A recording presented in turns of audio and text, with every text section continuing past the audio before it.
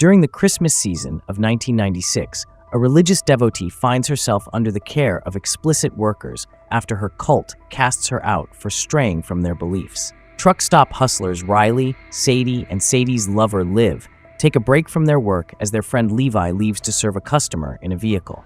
Then, a van belonging to a sacrilegious cult stops in front of the group, and Pastor Theo approaches them to preach. Aware of their line of work, Theo asks them to repent for their unchaste sins and hands Sadie a pamphlet.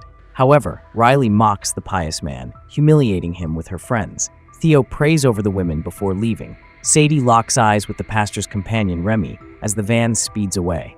Later, at a motel, the worker's employer and motel owner, Nora, reminds Sadie about her scheduled customer. Shortly after, Sadie washes up and cleans her room, noticing the religious group's pamphlet on the floor. The booklet reminds her to repent in order to be saved from doomsday. Suddenly, a knock on the door from her customer interrupts her contemplative thoughts. The following day, Sheriff Rex stops in front of Sadie and Levi by the truck stop and invites Levi to hop in and get down to business. Despite his protests, Levi eventually goes with the persistent officer to a landfill. The sheriff orders Levi to entertain him, which he hesitantly obliges while Rex watches. After work, Sadie counts her payment and sees Pastor Theo's group behind the truck stop. Concerned about the hunched woman, Sadie learns that Remy was abandoned by her companion after being instructed to cleanse the sinful workers. In a public restroom, Riley grins at her period, relieved she's not pregnant. Then she notices a trickle of blood in another cubicle and assumes another woman also has her period. When no one replies, Riley opens the cubicle door and finds a dead man sitting on the toilet with his hands crossed on his chest. Terrified, she informs her friend outside and reports it to the sheriff. Moments later, Rex investigates the crime scene and finds Riley's period blood in the next cubicle. He picks up the young woman's tainted underwear discarded in the bin as evidence. In the store, the sheriff asks the owner, Maxine, about any suspicious activities, but she reports nothing unusual. At the motel, Rex confronts Riley about the man's murder, but she insists she's merely a witness, which Nora highly doubts. Outside, Rex confirms Riley's alibi with her underwear, dismissing Nora's accusations. Worried, the motel owner asks what will happen, but the unconcerned sheriff shrugs off the severity of the crime. In Sadie's room, Nora checks on her workers and sees the distraught young woman, who warily grabs the crucifix in her bag for security. Sadie reveals that Remy's group abandoned her, so she lets her stay while danger lurks outside. Eyeing the potential worker, Nora collects her money from the women and leaves. The following morning, Remy awakens to Sadie and Liv's intimate exchange, clutching the crucifix even tighter. Afterward, they fetch Levi from next door, flustering the pious young woman. Still shaken by the dead man, Riley stays in her room while the group heads out to eat. At the diner, Sadie, Liv, and Levi tease and treat their new friend. Amused by her naivety, Remy curiously asks the truck stop hustlers how they manage their sinful routine, which makes them upset. However, the group explains that it's how they make ends meet, while Levi admits he enjoys the fun. The confused devotee wonders about their sexual orientation, but the carefree group shrugs off her concerns. In turn, Sadie asks Remy about her plans, but the troubled woman simply states she cannot return to her cult. That night, Sadie informs Remy about an upcoming client and asks her to wait outside the room. Sadie assures her that she'll ask her employer to let Remy stay until she decides what to do next, and Remy thanks her. Obediently, the pious woman sits outside and frowns at Sadie's customer as he enters the room. Then Nora invites Remy into her room as Sadie's client makes noise. The cunning employer compliments the devotee's looks, enticing Remy to work for her so she can stay in the motel. Persistent, Nora pulls the nervous young woman to her feet and undresses her. Remy tries to hide her body, but the employer steals her first kiss to prepare her for their line of work. The following day, the truck stop hustlers introduce their new recruit to the meticulous system of their workspace, nicknamed Candyland, where truckers come for quality action from explicit workers called lot lizards. The explicit business is divided into 4 different kinds of services: one-night stands, the pit's parking lot, restroom action, and private radio calls. Despite their extreme jobs, they remind Remy to stay protected for her own safety. That night, Nora welcomes her new employee into Liv's old room, as Liv has moved in with Sadie. Remy looks at the new nightgown Nora gave her as she settles in and reaches for her crucifix on the bed. Meanwhile, Levi watches an approaching car that signals for him as it parks. Shortly after, Nora informs Remy about her first client, easing her nerves and assuring her safety. On the other hand, Levi's client asks for somewhere quiet, so Levi leads the stranger into the dark parking lot. However, the client knocks Levi unconscious and assaults him. Moments later, Levi wakes up at knife point as the client finishes. Enraged, Levi grabs a discarded vehicle part and hits his client repeatedly until he bleeds to death. Meanwhile, Remy opens her room to an old priest, Father Philip, who marvels at the innocent Christian woman. He offers to do something for the nervous newbie and asks her to lay back. Philip then removes his dentures and pleases Remy, who tries to fight back her emotions while asking forgiveness from the Lord. Overwhelmed, the pious woman breaks the priest's neck with her legs, killing him instantly. Relieved, Remy crosses Philip's hands over his chest and removes the knife hidden in her crucifix. Suddenly, a knock interrupts her devious plan, forcing her to hide the body under her bed. Sadie comforts her new friend, who has just experienced her first intimate encounter. Riley and Liv enter the room with a cherry cupcake to celebrate Sadie's milestone, unaware of the corpse beneath the bed. Meanwhile, Nora finds and comforts Levi, who is terrified by the assault he endured and the murder he committed. Shortly after, Sheriff Rex assesses the situation while Nora assumes that Levi's client is the same person who killed the man in the restroom. Given the similar weapon used, the officer agrees and closes the case to avoid further complications. Rex then praises Levi and pats his thigh suggestively before addressing the mess outside. In his truck, the sheriff genuinely confesses his feelings to the troubled hustler, who eyes him warily. Dissatisfied with his wife, Rex leans in to kiss Levi, but Levi pushes him away, bewildered. Rex, upset by the rejection, curses at Levi, who pleads to focus on moving the body. The next day, Riley is awakened by a knock on the door, revealing Pastor Theo. He asks to see Remy, prompting the young women to leave the room for privacy. Theo then tells Remy to dress appropriately, condemning her sinful behavior.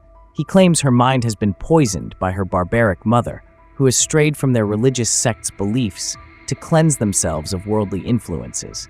Disbelieving, Remy insists it's the other way around, asserting that sinners must perish to cleanse the world. Their differences led the woman to be withdrawn from the cult, so Theo informs her they'll leave the following morning. Afterward, the woman's brother, Jonah, bids goodbye, while Remy swears to make up her mind before they leave tomorrow. Distressed, Remy kneels to pray, claiming she's ready to be an instrument of what she believes to be God's will.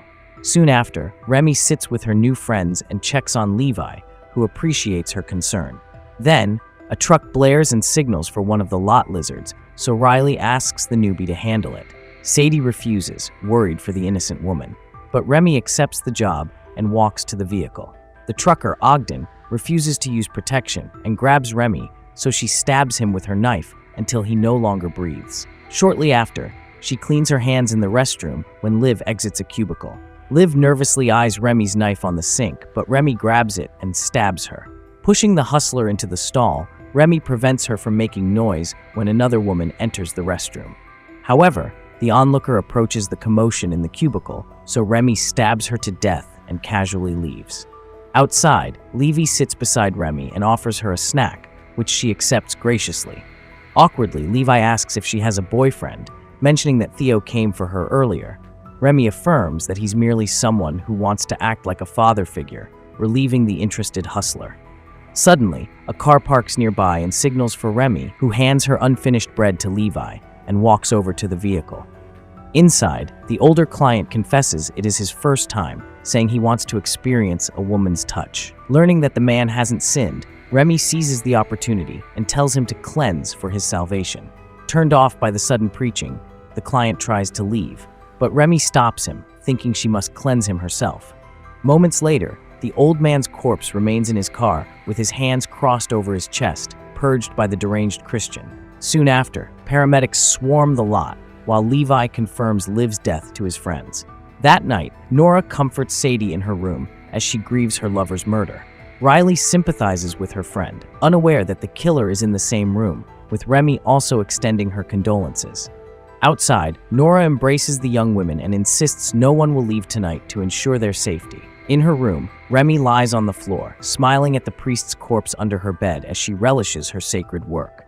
Later that night, Bruce, a commoner in a Santa suit, excitedly visits Nora, who welcomes him, distressed. After learning about the murders, Bruce volunteers to leave. Guilt-ridden, Nora says she'll ask one of the young women to accompany him, and Riley agrees. Meanwhile, Remy enters Levi's room and lies beside him. In despair over losing a friend, Levi voices his worries about life. The devious woman tries to cheer him up. Then, Levi plays his favorite song on the radio and fools around with Remy. Suddenly, tension grows between them. The devotee kisses the young man, and they continue their intimacy. However, Remy grabs a pencil from the bedside table and stabs Levi in the neck. With Levi now eliminated, the murderous woman bathes in his blood. Afterward, Remy watches Bruce leave the motel and then knocks on Nora's door. Then, she stabs the woman, ending her life. Meanwhile, Sadie is packing her things when Riley enters the room. Concerned, Riley asks her to stay the night, but Sadie, filled with sorrow, plans to leave immediately, saying she can no longer handle their dangerous work. Devastated, the two friends share one last embrace. Shortly after, Riley knocks tearfully on Nora's door, but gets no response. Desperate, she bangs on Remy's door, but to no avail. Finally, she tries Levi's room, unaware that he's already dead. When Riley turns, she sees the pious woman covered in blood, who stabs and drags her lifeless body to Levi's room. The deranged devotee then lines up the dead bodies on the bed, crossing their hands on their chests. Kneeling in prayer, she claims to have cleansed their sinful souls and offered them to the Lord. Much later, Remy washes up and dresses in her usual Sunday attire. As she gathers her things, Sadie sees Theo's pamphlet with an old picture of her friend and her mother. Remy then enters the room, surprising the grieving Sadie. Remy announces she is also leaving, and Sadie notices the crucifix passed down from Remy's deceased mother. Seeing a glimmer of hope in Sadie, Remy invites her to join her at home, but Sadie firmly refuses, saying she needs to heal on her own. As they embrace, Remy reveals that Riley and Levi are coming with her, leaving Sadie confused. The deranged devotee then claims that Liv is already at her home with the Lord. Bewildered, Sadie exits the room and knocks on her friends' doors with Remy following behind. In Levi's room, Sadie discovers the lifeless bodies of her friends and breaks down in tears. Remy insists that they have been cleansed and are waiting for Sadie and her to follow their path.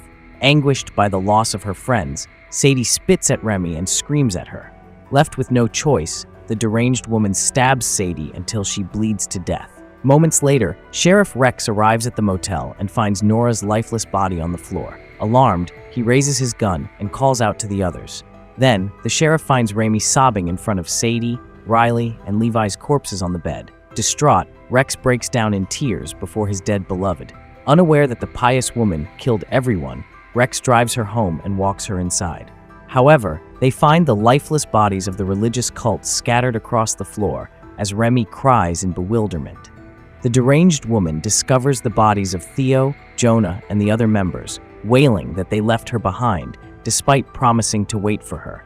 When Rex sees Remy with her knife, he points his gun at her, realizing she is behind the killings at Candyland. The pious woman claims she only did God's will as she laments over her treacherous cult. The sheriff orders her to drop the knife, but Remy only apologizes for leaving him without salvation and drives the blade into her heart, following her family, who abandoned her until the end. Subscribe to watch more videos like this. Turn on notifications and leave a like to help the channel out. Thank you for watching.